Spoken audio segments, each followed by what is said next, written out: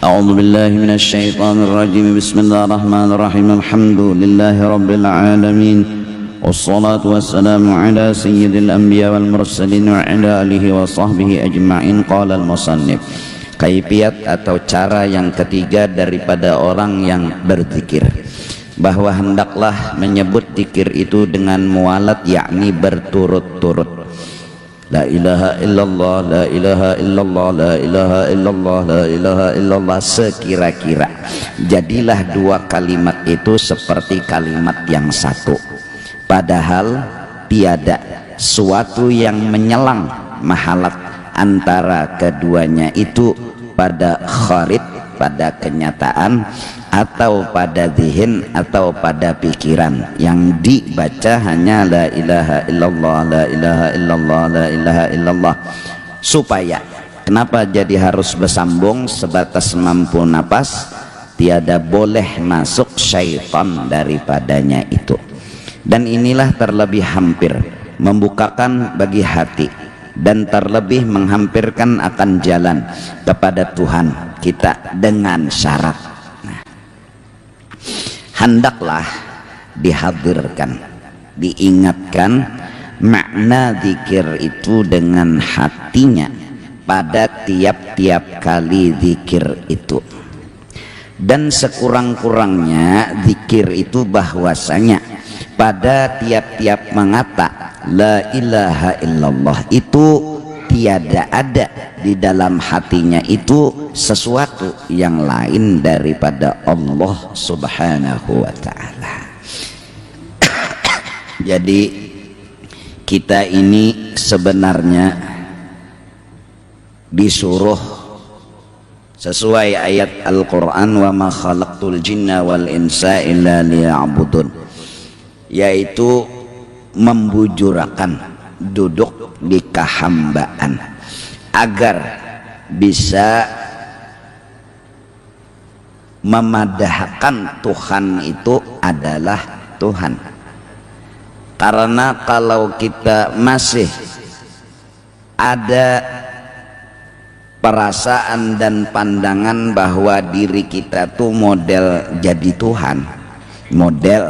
Tuhan, nah itu kurang kita mengagungkan Allah Subhanahu wa ta'ala. Maka apabila full hati kita memandang diri kita ini hamba, maka kita akan melihat Allah itu Tuhan yang sempurna. Nah,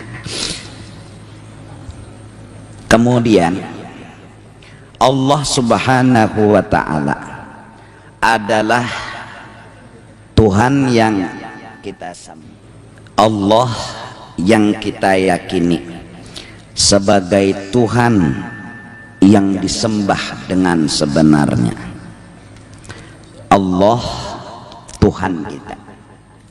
Nah, Allah yang kita anggap Tuhan karena hanya Sidin yang memberi bekas, hanya Allah Ta'ala yang menjadikan dari tiada kepada ada, daripada ada kepada tiada. Hanya Allah. Wajib kita beriktikad, wajib kita berkeyakinan dengan seyakin-yakinnya bahwa Khalik yang menjadikan, mu'athir yang memberi bekas itu hanya Allah Subhanahu wa ta'ala. Artinya memberi bekas, artinya menjadikan dari tiada diulah sidin jadi ada, dari ada diulah sidin jadi tiada. Itu hanya Allah yang menjadikan. Satu, agar diingat, agar kita benar-benar menuhanakan dulu lawan Allah. Dua, Allah yang menjadikan tadi kita wajib meyakini dan mengiktikadkan. Sidin menjadikan itu tidak tergantung apa-apa dan tidak tergantung siapa-siapa. Itu sidin yang wajib kita kenal. bahwa sidin itu kita makrifahi, kita pinandui, kita yakini, kita iktikadkan sidin nang maolah. Dua, sidin maolah tidak tergantung apa-apa, tidak tergantung siapa-siapa. Itu sidin yang kita kenal dan kita yakini, kita iktikadkan. Jadi manakala dulu yang mendatangkan hujan itu siapa? Hanya Allah. Itu keyakinan. Nggak ada yang lain dari Allah bisa mendatangkan hujan. Satu. Dua, Allah menghujankan bumi tidak tergantung apa-apa dan tidak tergantung siapa-siapa. Allah tidak memerlukan laut, tidak memerlukan awan. Bila Tuhan hendak menghujanakan, jadi Allah menghujanakan. Kada begantung lawan banyu laut dan kada begantung lawan awan. Artinya kada begantung, kadada banyu laut, kadada awan, tetap kuasa Allah menghujanakan. Itu cara pandangan kita mengenal Allah yang kada boleh diubah-ubah, kada boleh ragu, kada boleh bimbang. Itu namanya iman, itu namanya menuhankan Allah. Allah itu kita tuhankan.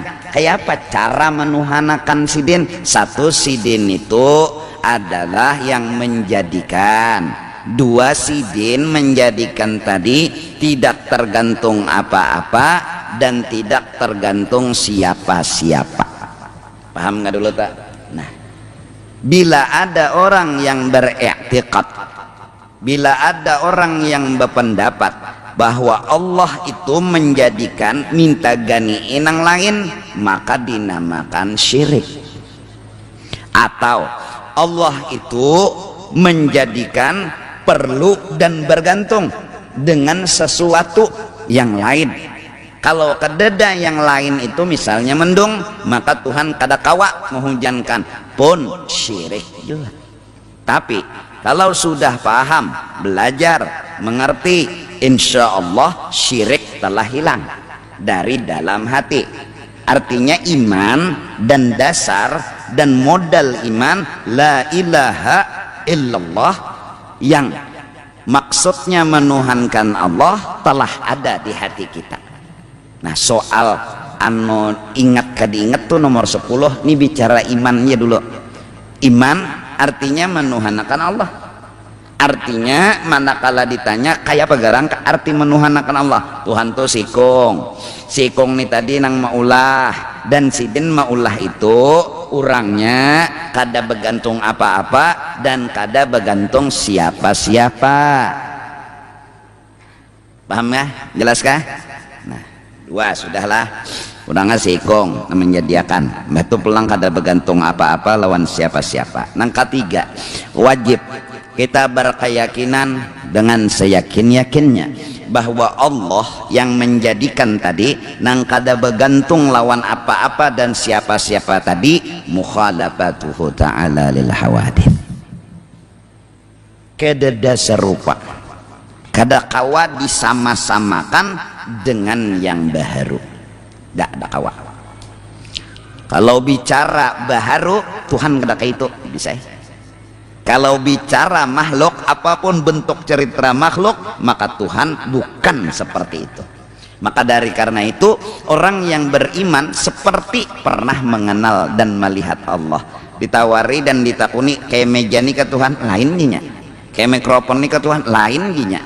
Kayak lampu nih ke Tuhan, neng kaya suah berdapat, neng kaya suah melihat, neng kaya.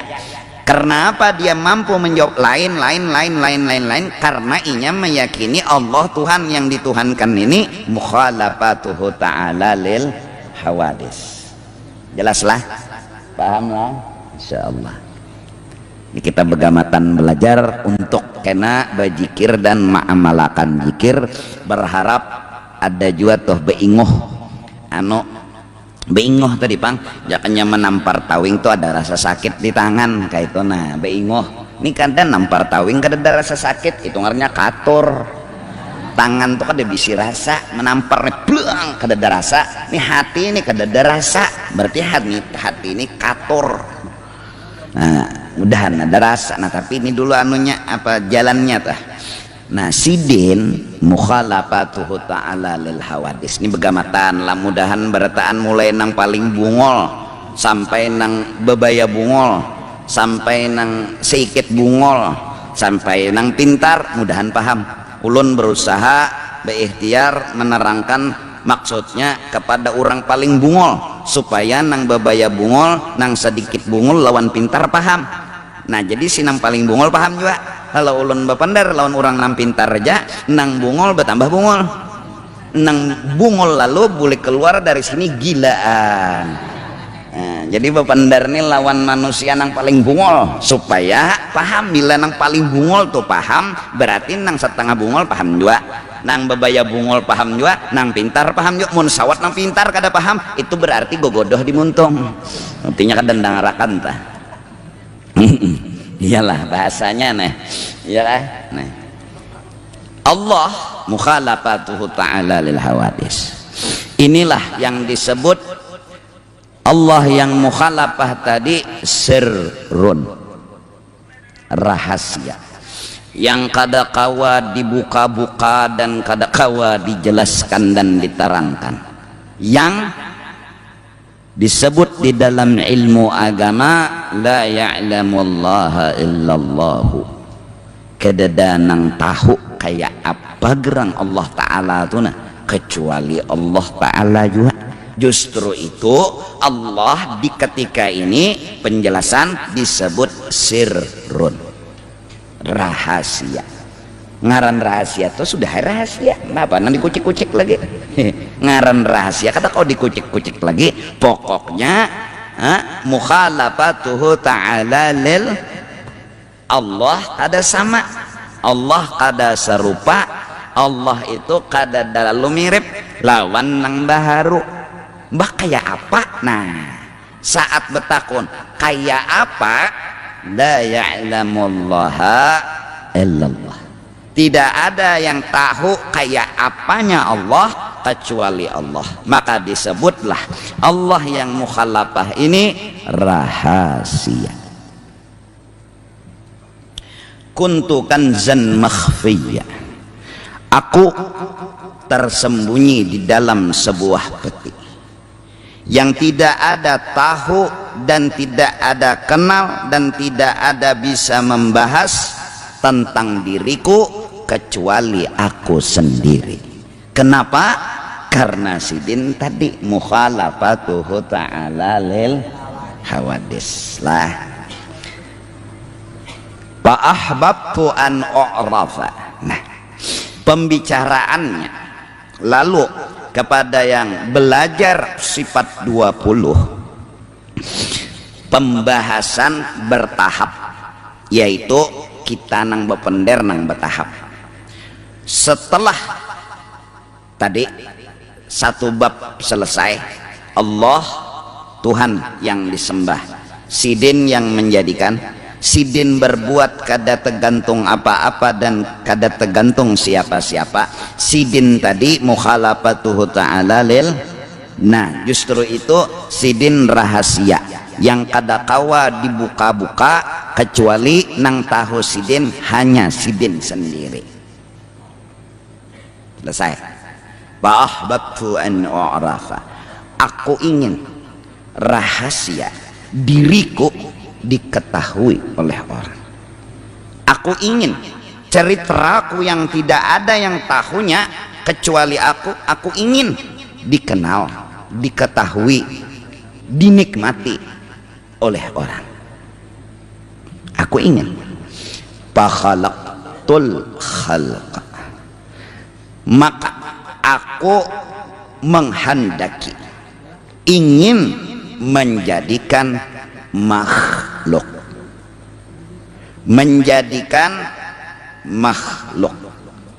maka dengan kuulah sesuatu, aku maulah sesuatu, maka sesuatu nang kuulah ini adalah mengeluarkan kisah diriku, mengungkai kisah diriku, bentuknya bengaran makhluk. Kisah diriku, cerita diriku, bentuk cerita, bentuk kisah, berbentuk makhluk. Barang siapa menonton akan makhluk ini berarti menonton ceritaku.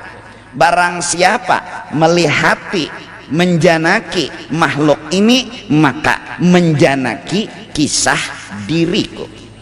Maka makhluk ini disebut dengan sebutan inilah yang kurahasiakan selama ini.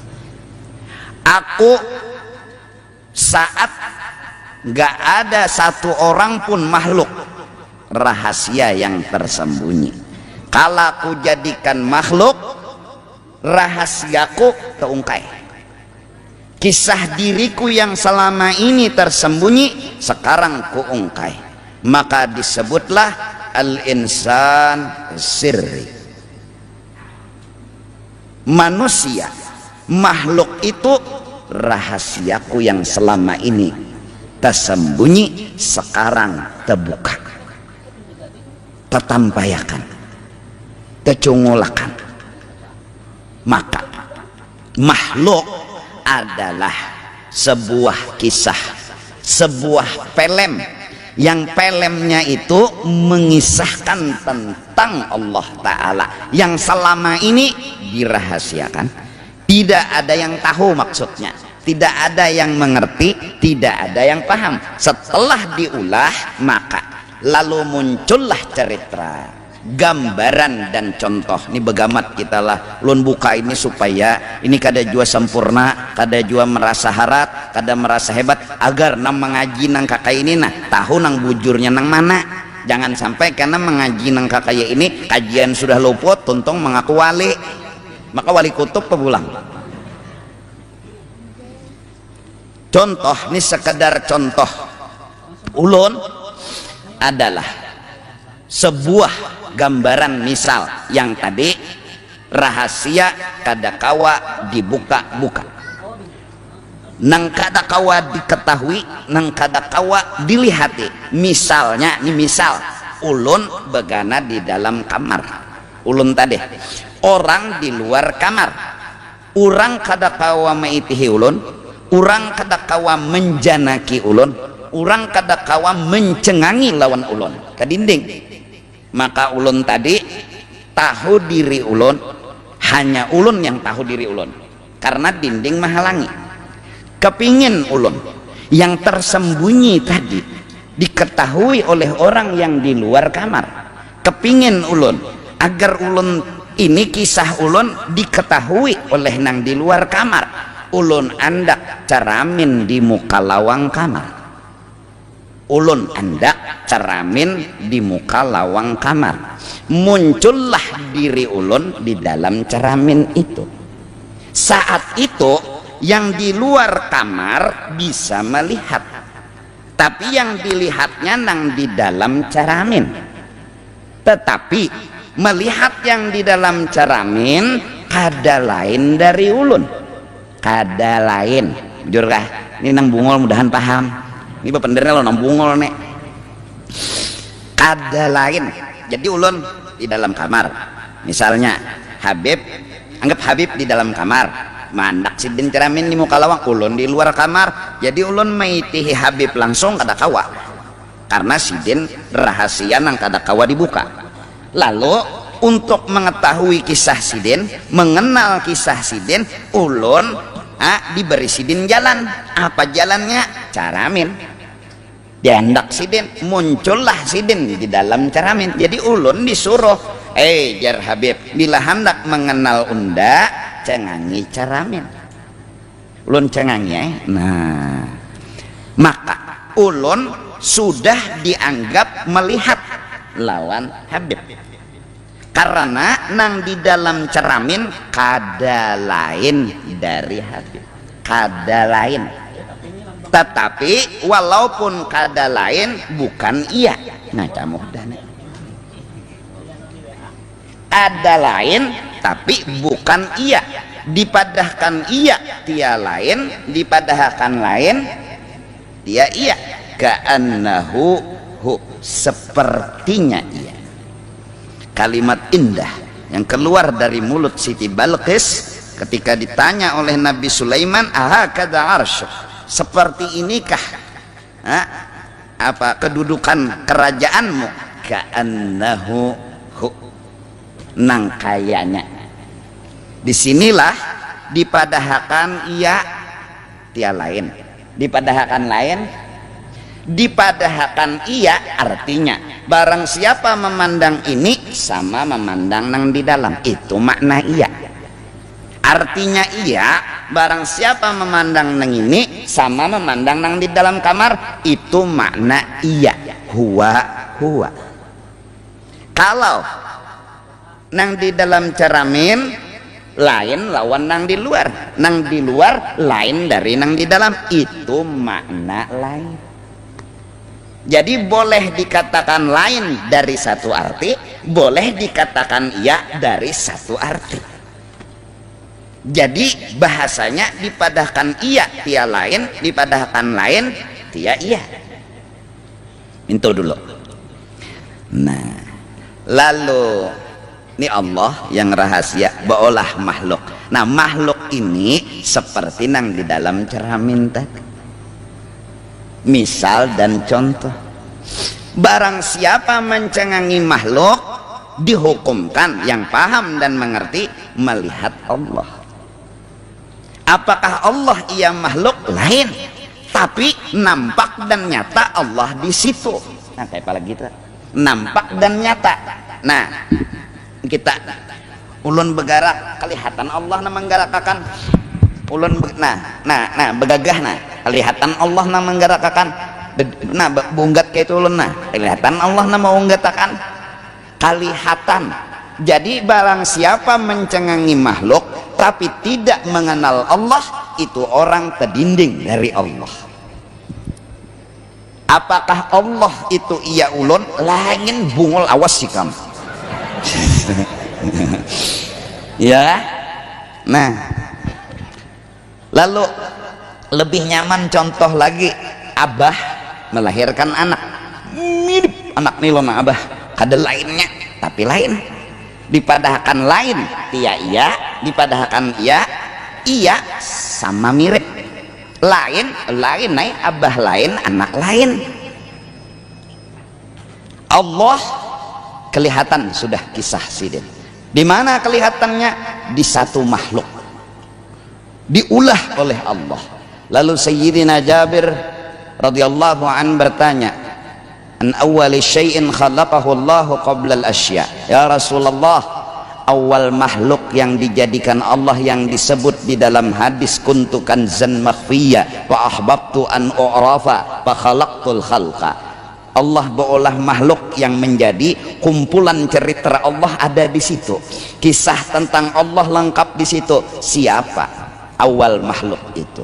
Kata Rasulullah, awwalu syai'in khalaqahu Allahu qabla al-asya nuru nabiyyika. Disebut awal makhluk adalah nur Nabi Muhammad sallallahu alaihi wasallam. Yang disebut bukuan alam, yang disebut bahan baku dari semua alam. Apapun yang akan terjadi bahan bakunya disebut dengan nur Nabi Muhammad. Nah, ini hebatnya Nabi Muhammad. Kalau Allah bernama Rahim, Rasulullah bernama Rahim. Kalau Allah bernama Raub, Rasulullah bernama Raub. Allah bernama Nur, Rasulullah bernama Nur.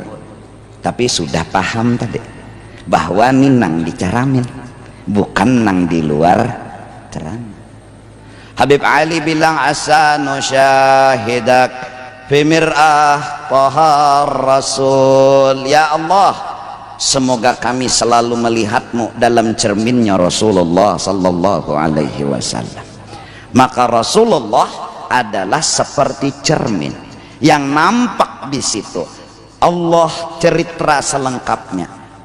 Nabi Muhammad ada menunjukkan adanya Allah. Nabi Muhammad itu akhlaknya agung dan mulia, menunjukkan akhlak-akhlak Allah. Nabi Muhammad punya cerita begini-begini, semua mengisahkan tentang Allah, karena Allah yang memilih dan menjadikan keistimewaan. Huwal Mustafa, huwal Mujtaba, huwal Mukhtar, huwal Mahbub, Sayyiduna wa Habibuna Muhammad. Barang siapa nang di luar kamar tadi kepingin melihat Habib, pasti jana ki ceramin kasih tu Jepang. Nah, jadi bilanya Habib tadi bergerak juga nang dalam ceramin dah. Bila Habib tadi berduduk nang dalam ceramin mah, apapun nang digawi oleh nang di dalam ceramin, gambaran nang di luar ceramin. Arti gambaran dalil, arti dalil bukti dan petunjuk. Paham? Jelas? Allah. Nah, sekarang Allah yang ngatur jalan seperti itu. Dalam Al-Quran, dalam hadis, lan yata'addani ahad. Hadis, tak ada satu orang pun yang bisa melewati aku, kata Nabi. Kalau orang mau mengenal Allah, harus singgah di wadahku, karena aku, ujar Nabi, diberi Tuhan keistimewaan, keunggulan, kelebihan. Tanpa aku Allah nggak ada cerita, bahkan tanpa aku kalian semua nggak ada cerita. Aku barzakhun, satu barzakh antara Allah dengan makhluk, pahalatan. Jadi jaka kadadani kisah Nabi Muhammad, kadada kisah Allah, rahasia yang kada kawa diungkap. Justru munculnya Nabi Muhammad sebagai bahan baku asal, maka nampaklah kisah Allah, nampaklah cerita Allah. Dari situ pula muncullah cerita makhluk-makhluk yang lain. Nah, berarti hebatnya Nabi Muhammad tuh nah tauling kepala kita, dipilih. Nah ini ngalih sudah dipilih lah, karena kau diapa-apai ini kada bercabut kada barisan. Kalau Nabi Muhammad itu bercabut barisan, ini kada dasar bujur bahwasanya dipilih dan ditentukan, diistimewakan. Sidin awwalu makhluqin barazza fil alam wa minhu tafarra'al wujud khalqan ba'da khalqin. Dari nur tadi tafarra'a, terlahirlah makhluk-makhluk yang lain. Langit dijadikan, bumi dijadikan, matahari dijadikan, alam semesta dijadikan. Akhirnya hasil sederhana, fala tajidu makhluqan fil wujudi ala mithalih. Pandangan orang yang kenal seperti ini, tidak ada satu kisah selain satu makhluk. Tidak ada satu kisah selain satu makhluk.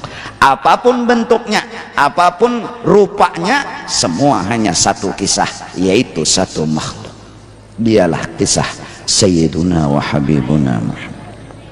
Kalau orang bilang langit itu kebesaran dan keagungan Nabi Muhammad, bumi bilang kebesaran keagungan Nabi Muhammad, nggak ada yang salah.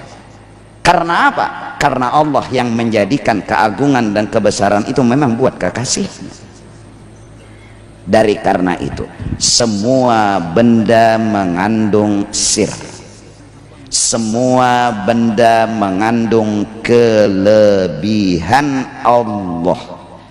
Benda adalah nur Nabi Muhammad, mengandung sir kelebihan Allah. Lampu nur Nabi Muhammad punya sir, punya kelebihan Allah. Apa kelebihan Allah di lampu? Nerangi masjid.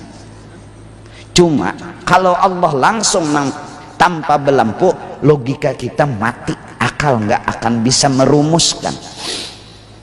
Seandainya kita hujan ari kada bepayung berjalan mintu aja, kada kena awak kita hujan, kira orang berpikir apa tuh orang nang alami aja ada payung, kada banyak pikir oh payung. Maka payung punya sir, kelebihannya payung, kelebihan Allah yang diandak Allah di situ menahani hujan. Allah yang nahan hujan. Kembali ke etikat tadi, bukan Nur Muhammad yang hebat. Maksudnya bukan Nur Muhammad yang menahani hujan, Allah. Tapi kisah cerita tentang Allah andaknya di Nur Nabi Muhammad. betapa agung Rasulullah. Kertas memang seakan-akan tidak ada guna, tapi kalau Al-Quran ditulis di atas kertas itu, sungguh kertas itu jadi mulia. Mun biasa aja kertasnya nah,